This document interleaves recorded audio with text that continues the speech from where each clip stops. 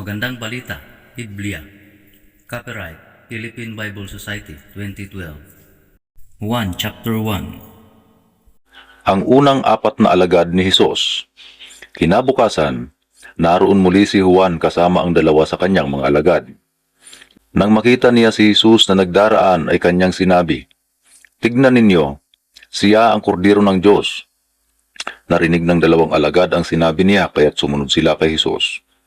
Lumingon si Hesus at nang makita niyang sumunod sa kanya ang mga ito, sila'y tinanong niya, "Ano ang kailangan ninyo?" Sumagot sila, "Saan po kayo nakatira, Rabay?" Ang kahulugan ng salitang ito'y guro.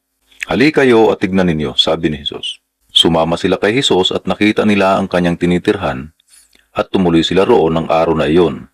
Nooy mag-aalas 4 na ng hapon.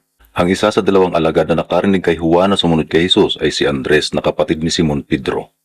Unang hinanap ni Andres ang kanyang kapatid na si Simon. Sinabi niya rito, "Nakita na namin ang Mesiyas." Ang kahulugan ng salitang ito ay Kristo. At isinama ni Andres si Simon kay Hesus. Tinignan ni Hesus si Simon at sinabi sa kanya, "Ikaw ay si Simon na anak ni Juan. Ikaw ay tatawaging Sifas, na ang katumbas ay Pedro." Footnotes. Juan Kapitulo 1, versikulo 42. Sifas, sa wikang Aramaiko, ang kahulugan ng salitang ito ay bato. Juan Kapitulo 1, versikulo 42. Pedro, sa wikang Griego, ang kahulugan ng salitang ito ay bato. Ang pagkatawag kina Felipe at Nathaniel.